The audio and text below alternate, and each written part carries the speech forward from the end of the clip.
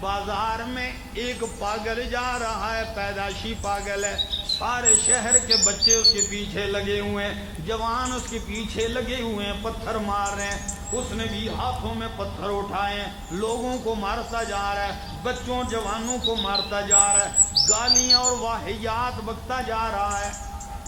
جو منہ میں آتا ہے کہتا ہے۔ اور آپ کو پتہ ہے محلے کی کسی گلی میں پاگل آ جائے تو پورے محلے کے بچے اس کے پیچھے لگ جاتے ہیں، اگر وہ تھوڑا پاگل ہو تو اس کو پورا پاگل کر دیتے ہیں۔ تو یہ حالت بنی ہوئی ہے۔ عبداللہ ابن مسعود رضی اللہ تعالیٰ عنہ نے دیکھا، جو ہی دیکھا پاگل کے پیچھے لوگ دوڑے جا رہے ہیں، فوراً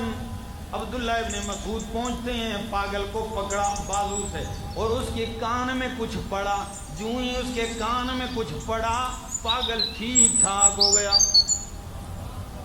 بالکل ٹھیک، اچھا بھلا ہوگا۔ شور مچ گیا کہ عبداللہ ابن مسعود نے پاگل کو ٹھیک کر دیا، اس کے کان میں کچھ پڑا تو وہ ٹھیک ہو گیا۔ بات چلتے چلتے نبی کریم تک پہنچی، نبی کریم نے بلایا، فرمایا اے ابن مسعود تو نے پاگل کے کان میں کیا پڑا کہ وہ پاگل بھی ٹھیک ہو گیا؟ عبداللہ ابن مسعود رضی اللہ تعالیٰ عنہ کہنے لگے یا رسول اللہ، میں نے اس کے کانوں میں یہ آیتیں پڑھی، 18واں پارہ سورۃ المومنون کی آخری آیتیں، افحسبتم انما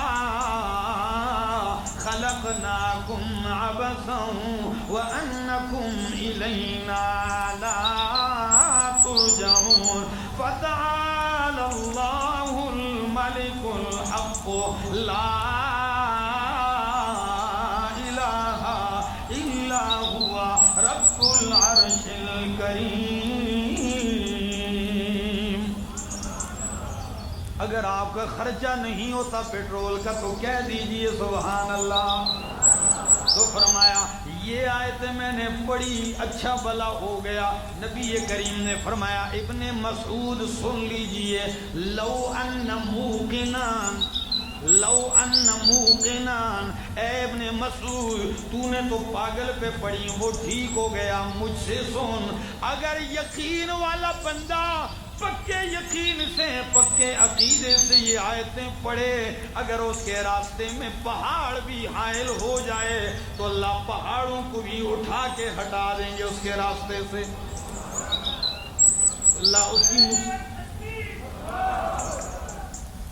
میرا دوست توجہ کر، قرآن یہ وہ پرتاثیر کتاب ہے، یہ وہ اثر رکھتی ہے، لیکن افسوس کی بات ہے ہم نے قرآن کو سمجھا ہی نہیں ہے، ہم نے اس کو سنایا ہی نہیں۔